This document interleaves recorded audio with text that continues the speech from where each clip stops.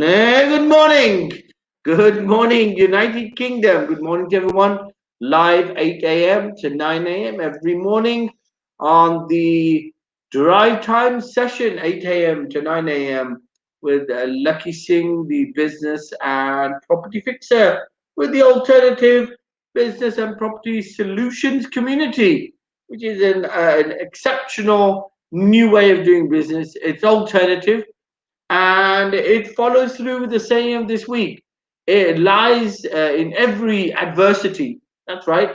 Lies opportunity. So Lakhi Singh, very cleverly, very shrewd gentleman, cleverly devised the alternative business and property solutions community to say, right, business can't be done in the same way anymore. We can't hold on to our contacts as if they are gold dust. We have to share, because sharing is caring. And in sharing, are we allowing other people to do business as well? So in doing business, you are allowing other people to do business, and therefore what you're saying is, or this is the saying that Lakhi Singh is transmitting, and that is in his very humble, small capacity of how many people have you got on the ABS group now? In just a small group of 1,700 people, he's trying his very humblest to help kickstart the economy, to get people back into business. So we have Lakhi Singh. Good morning, sir. How are you? And what is the weather like there? I ask you about the weather every morning because it does affect the mood. We want to make sure everyone's got the sort of like a positive mood, irrespective of whatever the weather is. So what's the weather like there? So in London, in the square mile, in your kingdom, what's the weather like there, sir? I think it's. I haven't been to go outside. I think it's about. I think it's meant to be about 3 or 4 degrees today, but seems like quite a pleasant day. Too early to say. It's a tiny bit dark here still. Excellent. The United Kingdom. Okay, it's a tiny bit darker. Okay, so I mean 3-4 degrees is better than no degree. Yes? That's true. Very positive. Excellent. Excellent. That's the way to be. Right, sir. So the topic for today is how to overcome your fears and take your first steps into property. I know it's a bit difficult when you look at it from, well, how do you do that when everything is locked down, everything is closed down?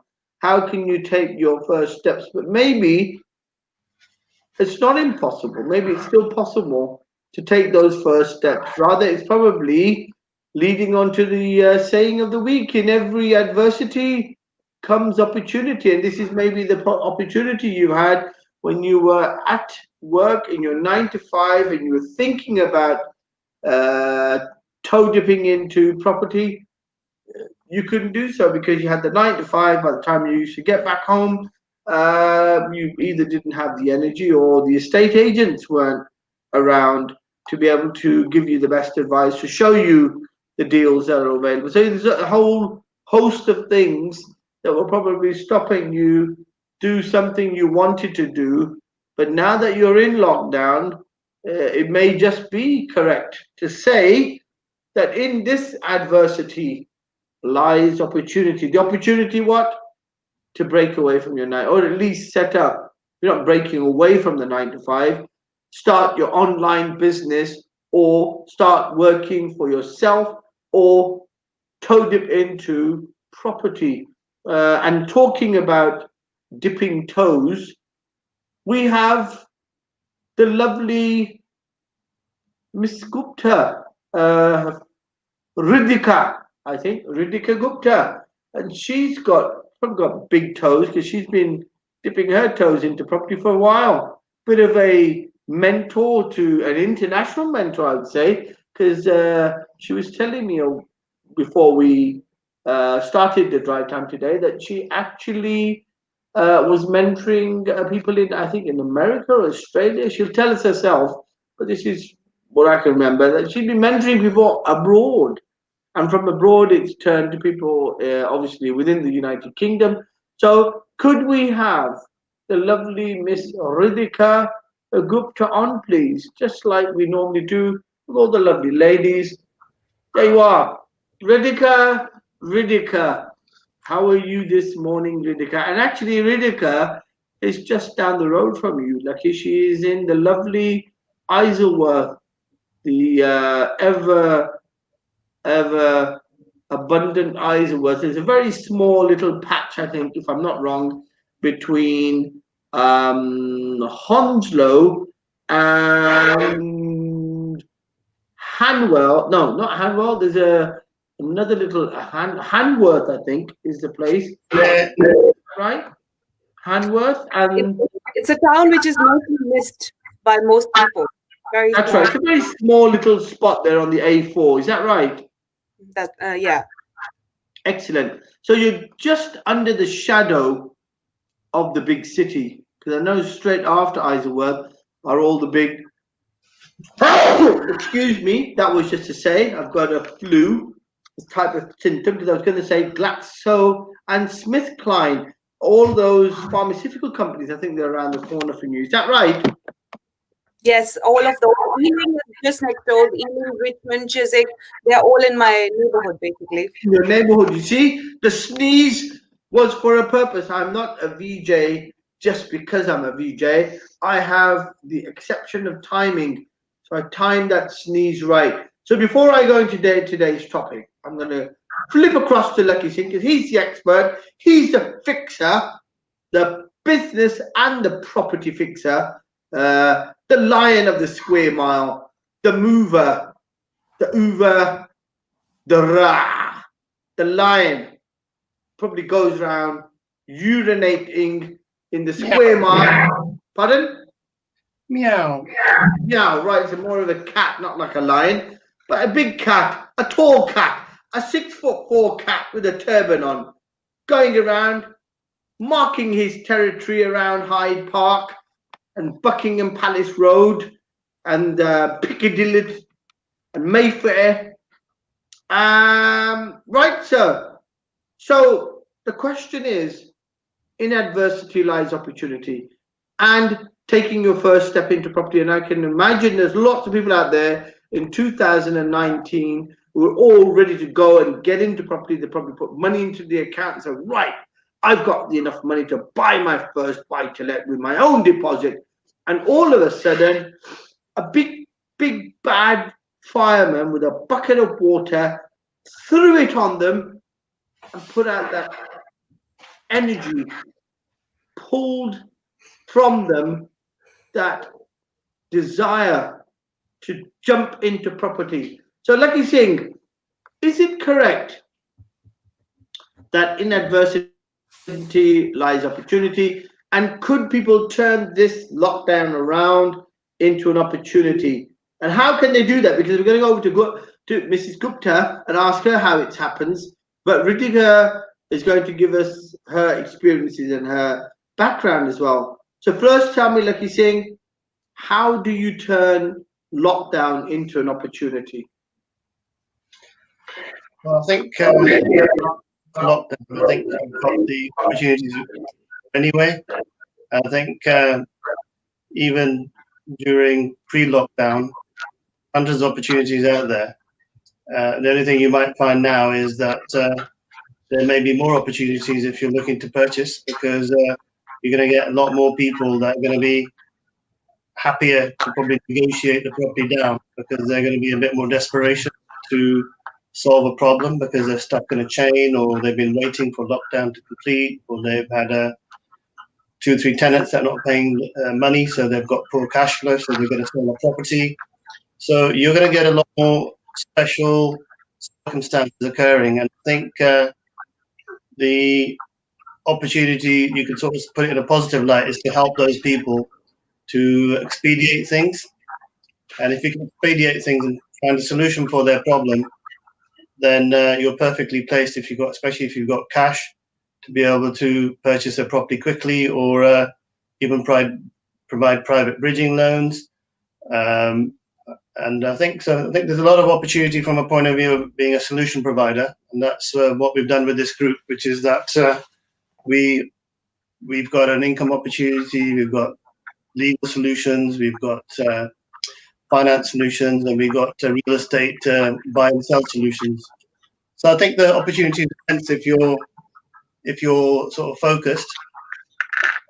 So I think we just got to get away from the mentality of doom and gloom. I think it's more like thrive and thrive. Okay, excellent advice there, Lakhi Singh. We've got Ridhika, who has been in property for about 8 years. Ridhika, please tell us what you were doing before that and how was it. I know you said something about assisting your father-in-law, but I want you to tell us still how you took that step, because obviously that's what the topic is, taking a step into property, and you're your best spokesman, you're the best reference for anybody, because I think you were in a job or you were working before you decided to come in property. What was the story? Thank you so much. Yes, I was a little bit behind my property journey. I came into London 2011 when I got married. And before that, I was a private journalist in India. I worked with the newspapers like Times of India. I'm not sure if you know the publications. They were like national publications I was reporting for. And I came here thinking I'm probably going to do journalism when I come to UK as well. But as luck would have it, or probably, at that time, I felt that there wasn't much scope into journalism. I tried, and then being a very heart-centric person, I wanted to do something which was very close to my heart.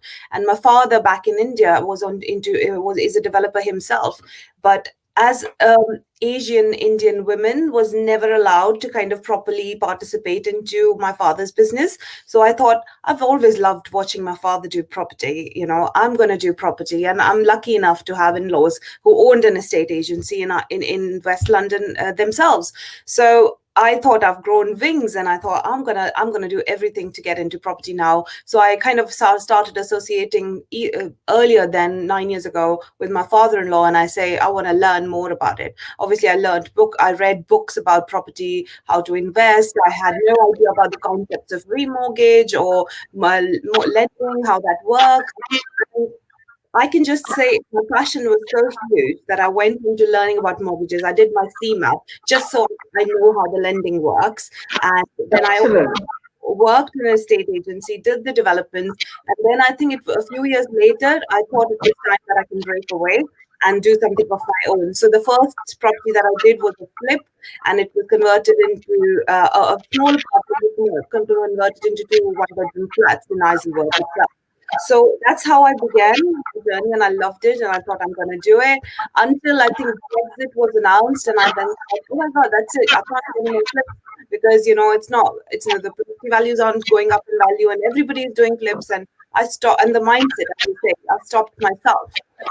Until I found some mentors in the industry again who taught me some other strategies like HMOs, opportunities of even investing outside of London, because I was only relying on my own money. I was relying on, investing within London because that's where I had control. And I think that's what most people stop themselves with. London is an expensive city. People think they need to have a lot of money to be able to start investing in property. And I think that's what a barrier, and went out of London, started investing in Derby. Okay. I'm going to stop there, Rishika, because you said so much in one breath. It's a pleasure. It's a sign that your lungs are excellent. So hopefully you will be healthy for the next few years in property as well. But okay, lots of stuff in there.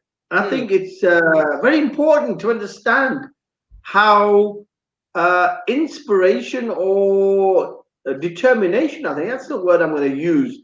I'm going to use inspiration because there was something that happened with dad and you wanted to be like dad, but you couldn't do it in a country that wasn't familiar with female property developers. So I understand that. And then desire, inspiration, desire. 2 ingredients are pulled out there. So I'm going to dissect your life, Ridhika. So be prepared to have your life dissected. I'm going to dissect what you've done. There's another going to hit on the topic.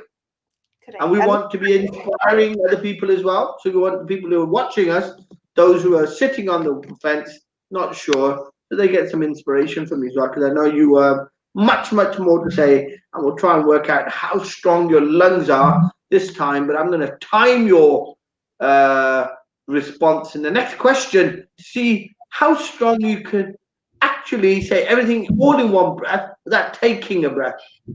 So go, Lakhi Singh. 2 ingredients, Lakhi Singh, pulled out there from Riddhika's introduction. Excellent, all in one flow, not a fault. I would say she'd probably take my job easily. But we're not going to let her take my job, because Vijay Sal is Vijay Sal. So, Lakhi Singh, 2 ingredients. I thought you're easily replaceable. I'm irreplaceable. Remember that. Easily replaceable. Irreplaceable. And anyhow, even so, question to you, Lakhi Singh. The first step, 2 ingredients we've got there: inspiration, desire. What do you say? Are these the 2 things you need to want to take a step? What about those people who don't have, any icon or peership in property? Because I'm going to lead on to that later on. People don't have that. Can they still be inspired? And if they can be inspired, is it not desire, which is the overwhelming personality trait, desire to do something?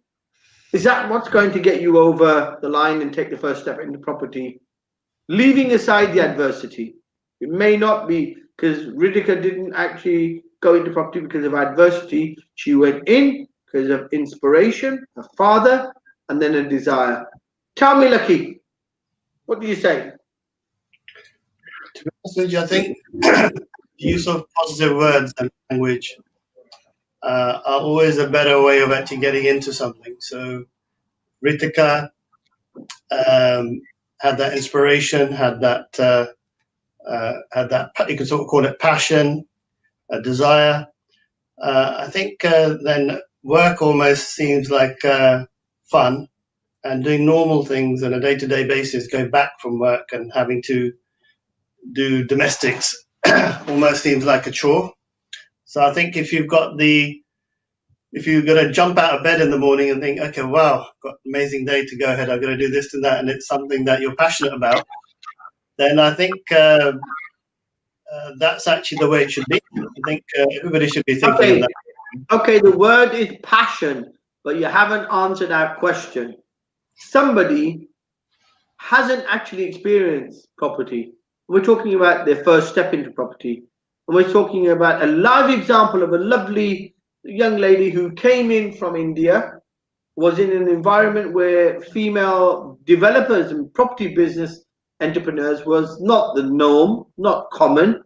So she was probably holding herself back like a little squirrel, holding all the knowledge back, tucking all that knowledge away like little nuts in her little tree there, waiting for the opportunity for the season to change, come out and start nibbling away at the nuts of knowledge. So the question's still with you, Lakhi Singh. Inspiration and desire, is that the first point of transition? Passion comes afterwards. Because if you don't know something, how can you be passionate about it? Or can you be? Lakhi Singh. Yeah, I think it's probably a combination of things for different people, because sometimes people make up their mind to get into something and they enjoy it, then their desire builds. In other circumstances, I think Ritika is also in that environment, so seeing that and understanding it, somewhat experiencing it, probably going around with her father to various sites, and probably he had to, she was smaller, we had to take her around in the car and said, I've got to go back to this. So being in that environment, also knowing how to talk, how to manage workers, how to maybe engage in your communication with lawyers and solicitors and quantity surveyors.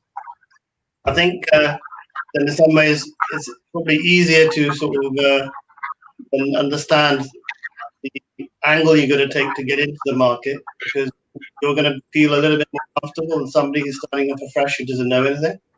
Exactly, exactly. But inspiration, isn't it? It's not necessarily it's knowledge.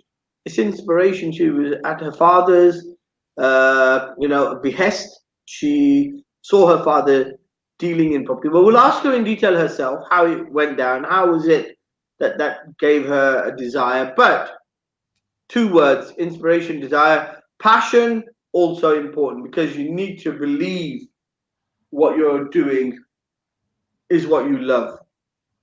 It doesn't necessarily need to be what everyone else likes, but it's got to be something that you like enough for it to be a passion. So because Lakhi Singh has answered the question in a different way, not the way I was looking for, because I wanted to move this topic into another direction, I want Riddhika now to tell me that time what you saw your parents or your father dealing in property and development and all that. What was it that was in your head? Were you like a little squeal, hiding those nuts of knowledge and desire away? Those little nuts that you had stuck away in your little cave there, waiting for the right time. Before you answer that question, big shout out. We've got about 5 love hearts.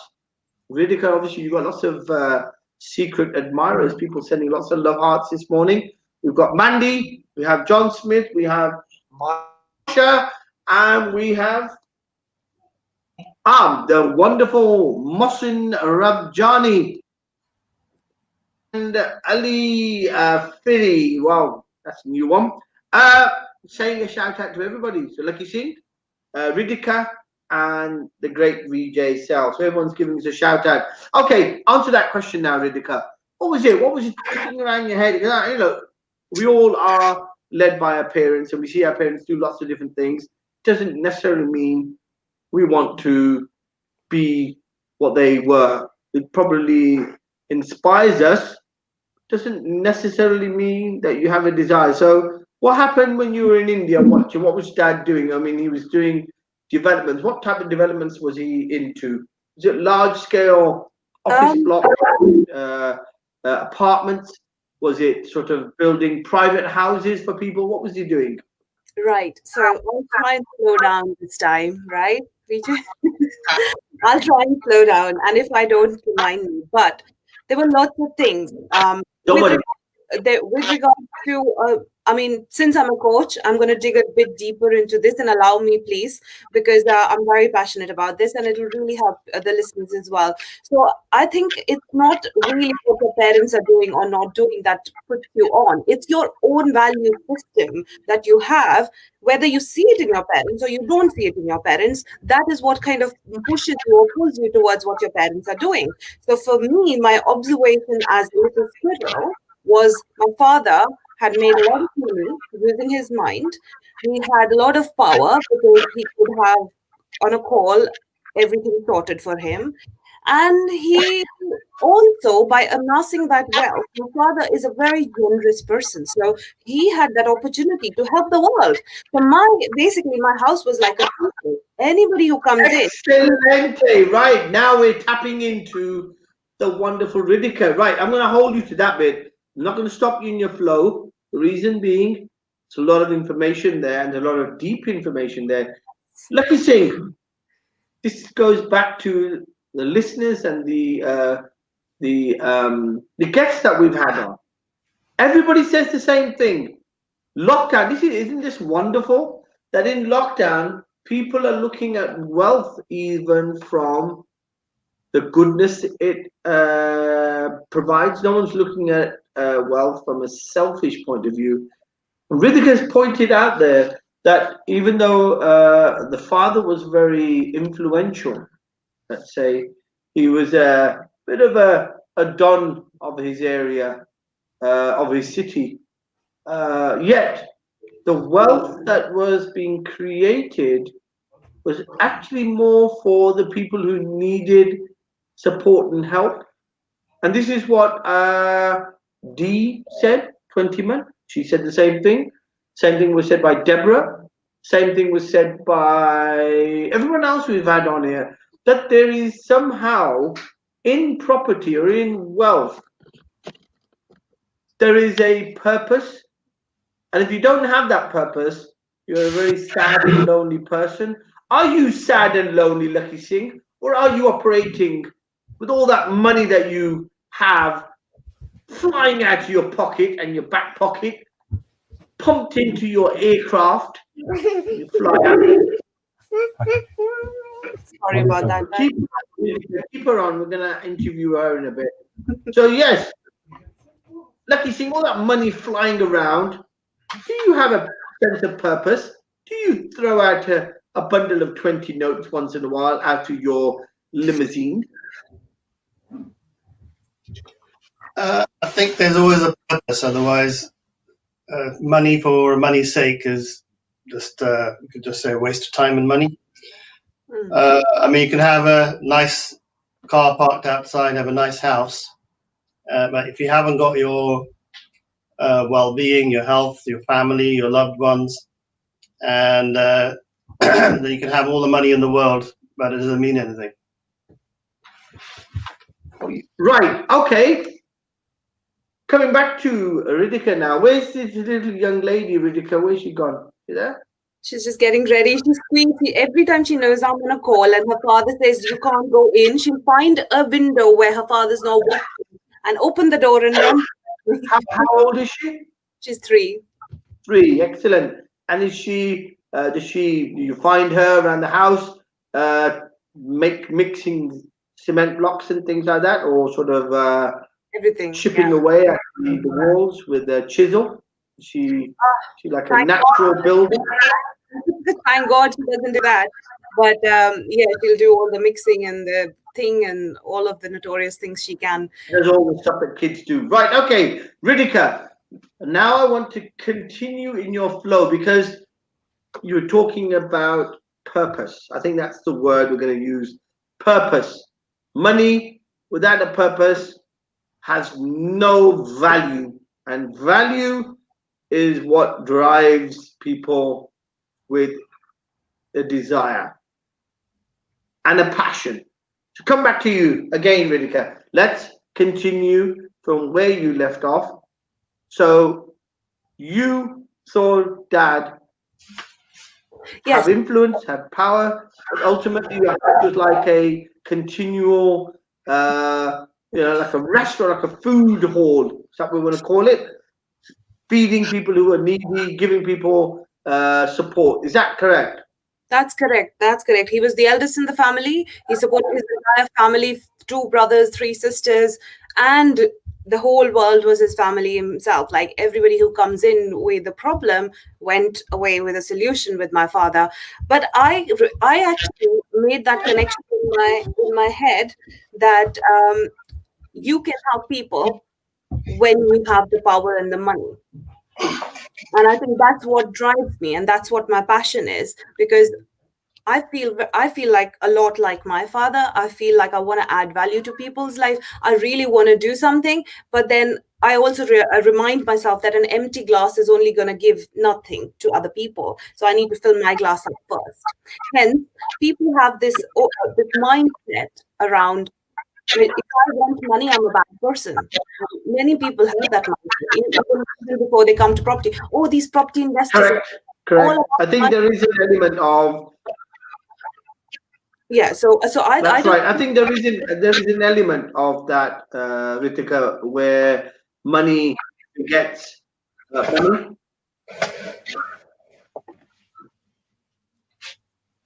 Right. Right. So continue. Can you hear me? Yeah, so I think that was my inspiration, and it was a very loving inspiration, and I wanted to carry on his legacy.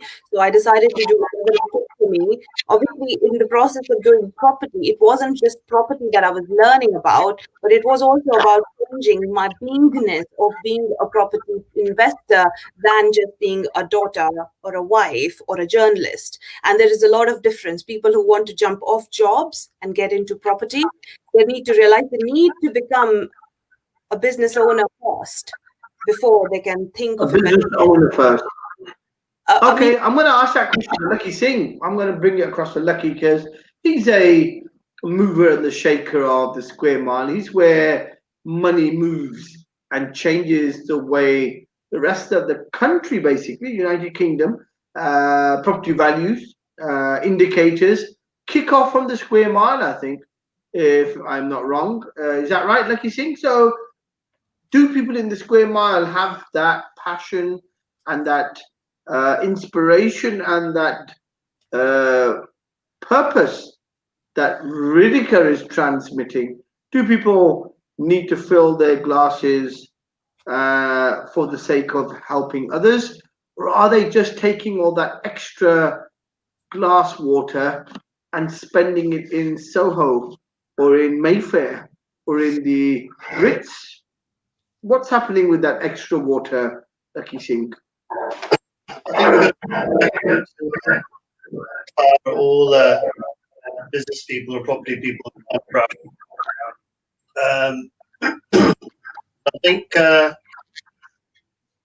think most people, I'd say, actually have some sort of humanity in them. So they like to think that they're doing something good with their money. But I suppose it's very difficult if you're in a commercial world to be grounded with money as well, because money also brings a lot of opulence for people. They'll literally go out, and there's lots of negativity with money as well, where people don't have that same passion that Ritika does. I think I'm very in awe of Ritika and her passion. Actually, I think that she's got that sort of drive and passion. So anything you need from us to help you in your journey, the door is always open for you. Excellent. Thank you so much, Lakhi Singh. The door is always open for you, Ritika, and open for everybody in the alternative business and property solutions community. We've got about 11, 12 people watching us today on YouTube. And we've got lots of love hearts coming through for Ritika. Excelente. So, making me feel jealous, I think. I don't get any love hearts for me. I work so hard to make this 1 hour interesting. But okay, Ritika, I'm going to ask you then. You have that passion, you had that purpose, sense of purpose, and you realize having a glass, whether it's half empty or full, is the only way to be able to help others. So how do you then manage to take out something from that glass, and what is the formula that you've got where you are helping others? Have you got a charity? Are you mentoring people and giving back the knowledge you've got? You're saying, don't touch my money, but I will give you some advice. Is that what you're doing? Or are you saying, all this extra money I don't need, I'll put it into a large suitcase and I'll send it to some third world country where people need it better than me? What are you doing with that extra? What's the purpose there of the wealth that you've attained through property? Thank you so much. And yes, when you say you want to give back, it can come in various forms. Yes, having a charity. I don't own a charity, but I do give into Tony Robbins charity every month. But I feel like what I want to achieve, and I am a coach and a mentor, so I do not keep my advice to myself. In fact, I give too much away sometimes. That's another way. But then the most important thing for me is to give an example, a hope, and an inspiration to Asian women like me to say, you can step up. You can. Because I am not sure whether you come across many women like me who are so bound in the cultures and the expectations of people and society around them that they can't live their full potential. And I think I experienced that for a long time in my life, but I had the courage and the determination to break through that. Not everybody does.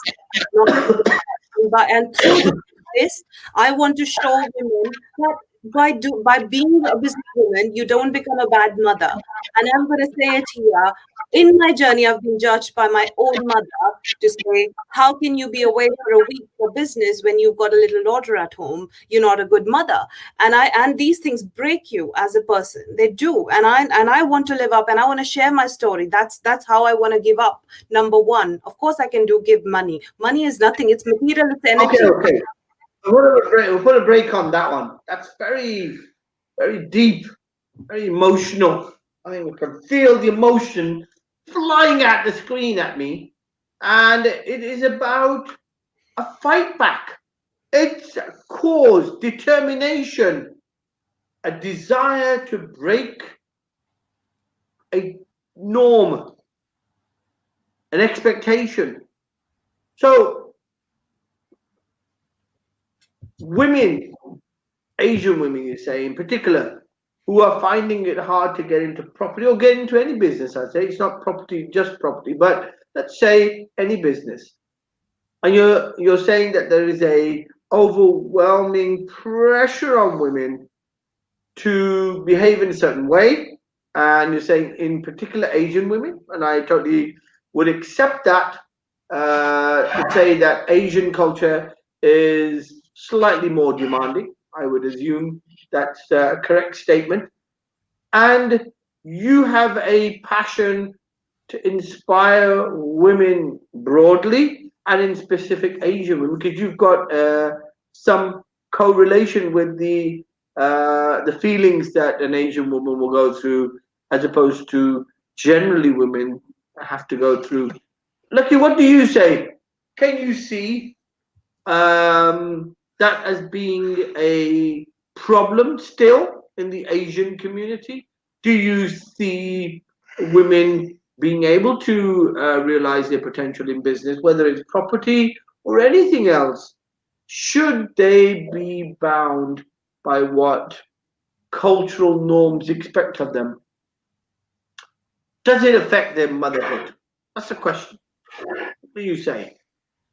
I think historically, I think it's always been tough for women, especially living in, let's just say, a lot of traditional, even in the Victorian times in the UK. I think it was tough for women here as well in the UK. I think times have changed, so living and working in the UK, I think, is very different. But there's still always a glass ceiling for a lot of maybe corporate positions, or even when you're out there. So women maybe not always get treated seriously. But I think it all depends on really your persona. I mean, if you've got, it's more about how you carry yourself, how you talk to people, and that actually defines really how people get from people. But to try and get out of the norms of society is not easy, especially if you're living in a village in India somewhere and you're trying to present yourself as a businesswoman. And I think the confines in India, I haven't been to India for a long time, 21 years now, but I would say that the confines of from a small village trying to get into business or being a businesswoman is going to be probably more or less impossible.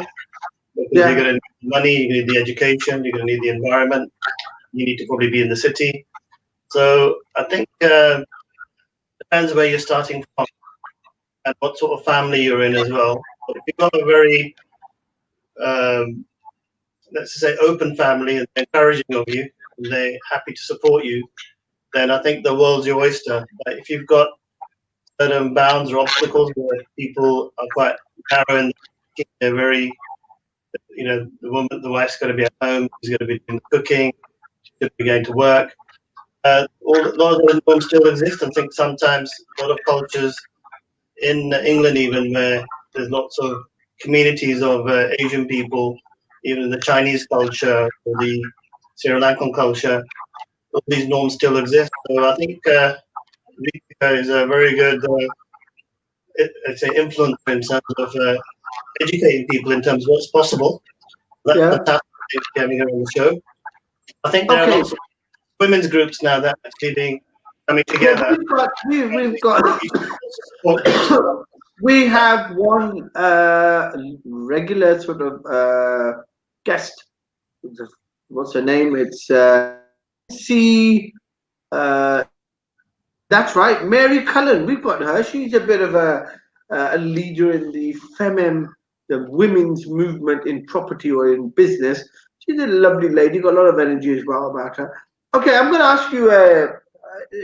Probably, I think the question that we've got going on is about a norm.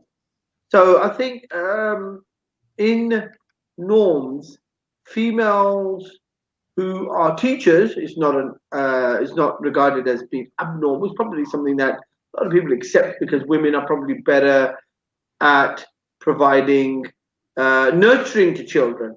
Okay, for example, females who are doctors, probably regarded as a norm in terms of females are probably better at, again, empathizing with patients and giving them the requirements for recovery, etc., etc. So lots of qualities in women that probably lead to the requirement for women to be in a certain profession. So, for example, in my family, I've got lots of women who are very muscular.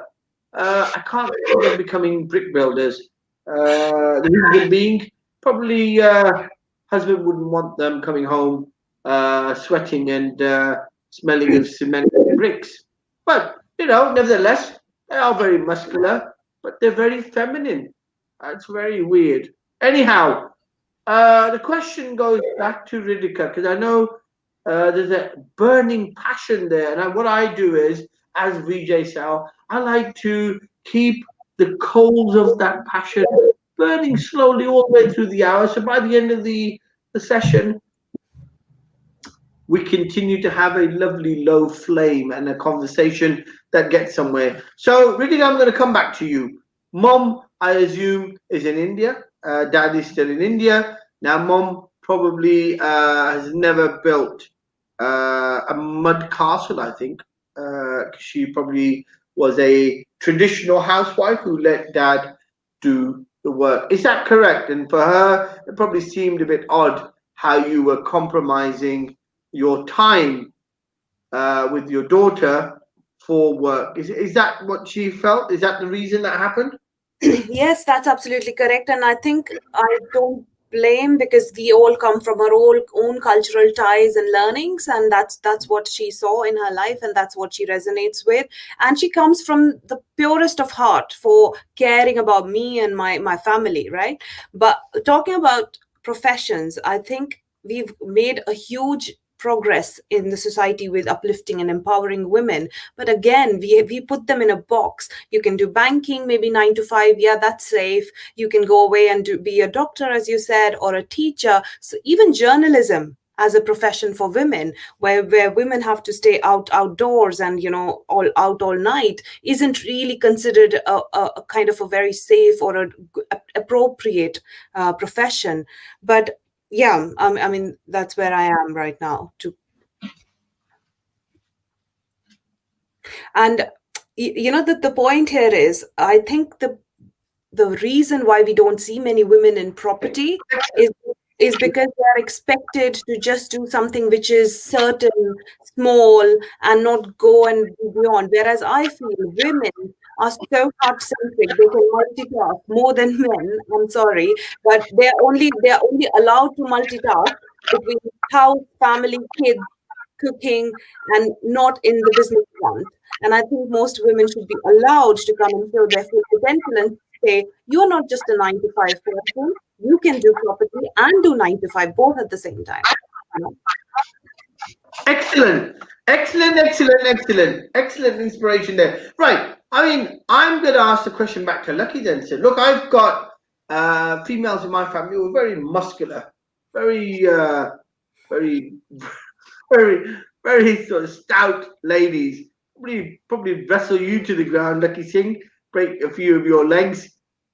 Do you think I should let them become brick builders? Do you think I should get them into the building trade and convince them to join in the building business, in the property business, and become bricklayers? Or should I say, look, you are big, you are stout, you've got big muscles, I accept, but you're probably better to nurture the children and teach them fine qualities of manners, And will it compromise it if they were doing a bricklayer's job? Would that compromise their ability to go back home and give their children the same manners and teaching and nurturing that a woman who doesn't go to work? Is there a difference? I mean, is a woman who's working better or worse than a woman who's not working, who's at home all day with the children? Provided, remember, the kids are also going to school, so they're not even at home. What do you say, Lakhi, to that? Because I know you got two lovely kids. They've been brought up. You've gone through the ropes. You've given them the best of you. You know, the best of you rubs off on them. Tell me, what's your answer to that? I think it's quite a simple answer. I think every individual is different, and they've got choices. And if they want to become a sort of air pilot, or they want to become a bricklayer, I don't think it makes any difference. I don't know whether you heard, Ritika, that about a week ago you had the first female Indian crew that flew from, I think, India to America or something like that, but it was an all-female crew. Yeah. So I think the bounds of sort of gender is probably like in the Western market, anyway, Western society, and even in Eastern society, by the looks of what that was done in India, that all of those norms are being broken now, because I think women are actually now not considered probably in the same way, but I think a lot of women are empowering themselves rather than being demure and being in the background. They are actually able to probably be more independent, and if they want to just have a life of being on their own, if they want to be nurturing, want to settle down, I think they're giving themselves those choices. But I think it's not always easy, because you've got to be nurturing. Okay, Lakhi. Okay, let's take the point. Let's take the point across. Let's take the point across to Ritika. Let's take that point across to Ritika. Can you see Lakhi with some lipstick on, cooking for you at home, changing the dimensions, or someone like Lakhi, a 6'4" lady at home, cooking for you and doing the house chores while you go out and work? Can you see that as a norm in society, where gender does no longer have a limitation? People can do all the tasks. Can you imagine coming home to someone who's 6'4" with a beard and a turban on, with lipstick on, and cooking for his lovely wife, who's been at home, who's been out all day laying bricks, setting the foundation to a building? Could you imagine that as a picture? Yeah, let me ask you a question. Why does a 6'4" man need to wear a lipstick in order to cook? What did you want? Why does a 6'4" man need to wear a lipstick in order to cook? Oh, that's just for artistic purposes, to please his wife when she comes home. Well, not maybe lipstick. Let's say eyeshadow. That's probably better. Yes. Okay. I'll give you the answer. I think the question that you asked Lakhi before was, can you see your women and do that? I think the question isn't about whether you can allow somebody or let somebody or imagine. The question is, what do they want to do, right? If it's a choice that they want to be at home, being at home isn't an easy job either. But women need to be asked about their choices. That's all it is, right? If they want to do it, they can do it. If they don't want to do it, more than happy to be at home. But coming back to your question about can I imagine, I think it partly happens. My partner is fully supportive of me being in business, and he's doing a very good job in PayPal, and he works in a very homely environment, and he loves being home. So there are many instances where I am coming back from a whole day or a whole week of something, and he's cooked for me, right? And so, okay, can I ask you a question then? Okay, I think the question that comes out of this, because a bit of that revolved around a feeling that your mom had that you were compromising the quality of motherhood being imparted to your daughter. So that question I'm going to hold for now. I'm not going to ask you yet. I'm just telling you that's one question that's coming out of this. Now, because the topic today is that first step, give me something that I can present to everybody, all the female listeners, people who are going to be listening to you and getting inspired, whether they are from a certain particular cultural background or not, it's not relevant. It is the fact that they feel, or they are somehow feeling that they are bound by other people's expectations.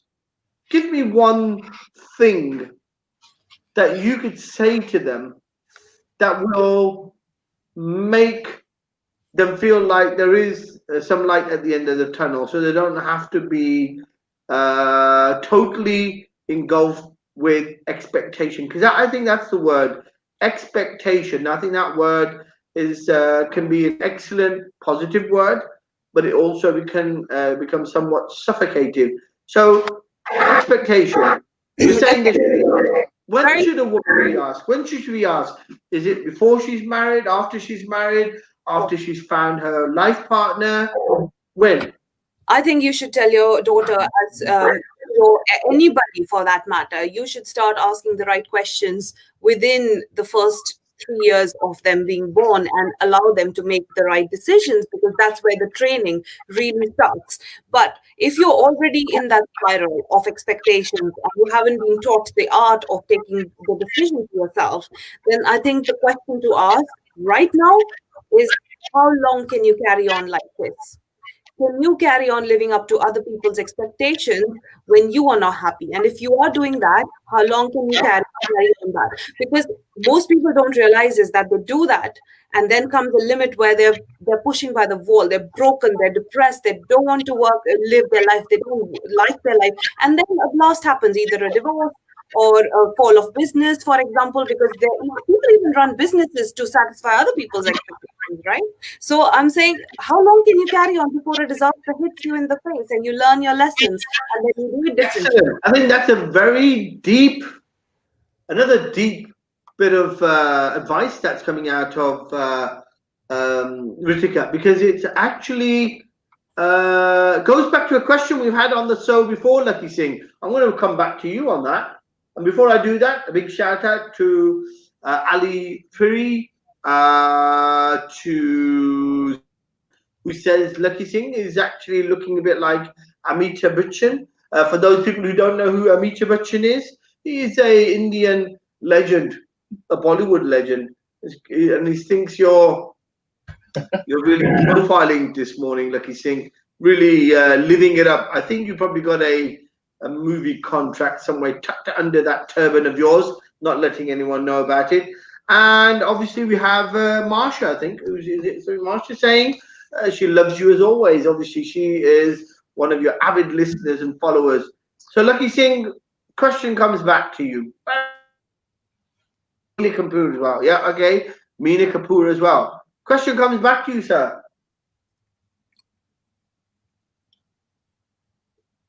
The question comes back to you, sir. So what's the question? I got sidetracked. You got side. Oh, right. I like that. Very good, Lakhi Singh. Compliments in 1 minute. Excelente, excelente. All right, okay. So Ritika says, right, children, whether they're female or male, children up to the age of 3 need to be inspired, right? They need to be allowed to, to blossom. And you need to give that relationship some value so the child grows up knowing that they can actually take decisions and get into business if they want to get into business. Because business is a wonderful thing. XYZ. Right. Okay. So I'm asking you the question, sir. You've got children. They've been inspired, I believe, by you as well. And we've had this question before on the program. Okay. The question that we've had on the program before this is about females who are wanting to give something back which is beyond just money, okay? And the fact that females are probably better business women or better communicators. I mean, we've had all of that discussed in previous shows. What do you say? Is it pure pressure? And could it be that we are unnecessarily putting pressure on females to be like what we expect of them? You've got children. Do you expect your children to behave in a certain way? Would you allow them to go in a direction that they want to go in? That's the old age question. I think for me personally, obviously as a parent, it's always easy to say you're going to allow them to do whatever, give them the choices. But when it comes to it, even I think I was talking to Ninder Singh just the other day after the show, on the show. He said, actually, he said it on the show that he wanted to go into the music industry, but now that he's been very successful in the music industry himself with launching WMC, and it went to number 4 in the charts internationally. He's an established business person now, but his son wants to go into DJing, but he's not really happy about that. So he's almost thinking like his dad, but he also kicking himself a bit, saying, "Well, I don't think it's probably the right career choice because I want you to join my business." But at the same time, he's going to hold himself back because he wants to allow his son the same sort of freedom that he had. But I think he had a lot of criticism from his family when he made the choice.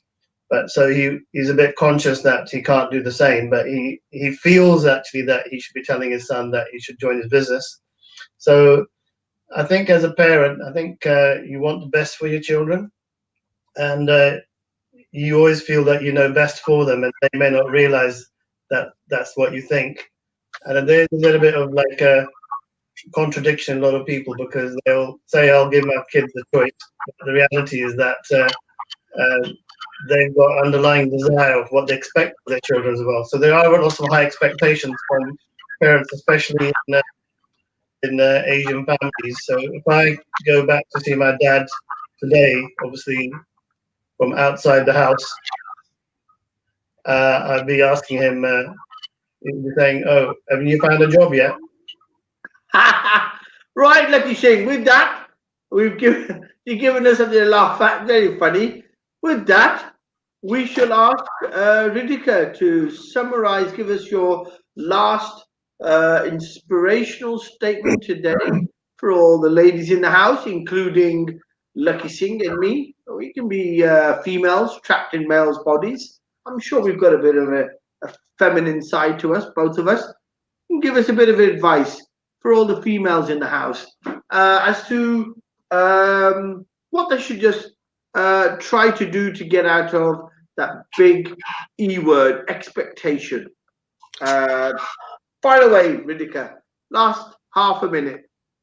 Thank you, sir. I think I want to, because it was about how to overcome your fears in this time, I think I want to say the best way to overcome a fear, whether that's a fear of judgment, which comes from expectation, of course, is to come and do something new that you've never done.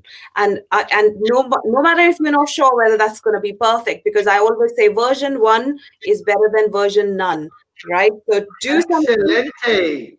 I like that. That's the saying. That's what we're going to hold on to. Version 1 is better than version none. I like that. We're trying to use that as a motto for next week. Lakhi Singh, version 1 is better than. We've got lots of people sending lots of love hearts for you, Ritika. Obviously, you've got these secret admirers who are now watching you. Ali says that you're an example of cool, calm, and collective. Is that right? CCC, LS? Someone else who likes to to talk about you, Lakhi. Someone else flattering you. Last half a minute, please, sir. Can you go out with a bang for all the ladies in the house? So I think overcome your fears. Really, I think in this time we need courage, and we need to really take action. I think courage and action actually are key words that come to mind. If you want to get something done, don't think, but act, because you're going to have plenty of time on your hands. Okay. Excellent, sir. Thank you very much, because we're closing off today. In adversity comes opportunity. This was the saying of the weekend. Today was obviously taking that first step into property. I think a lot of inspirations come out of Ritika. Ritika, thank you so much for your time. You're a lady and a scholar and an inspiration, I think, for everybody, all of us ladies. I think you're giving us a feeling of purpose this morning. Thank you so much for your time, Lakhi Singh. Thank you so much. As usual, 8 a.m., 9 a.m. every morning with Lakhi Singh, the property fixer, and the alternative business and property solutions community. Thank you so much. Take care, Ridika. Take care, Lakhi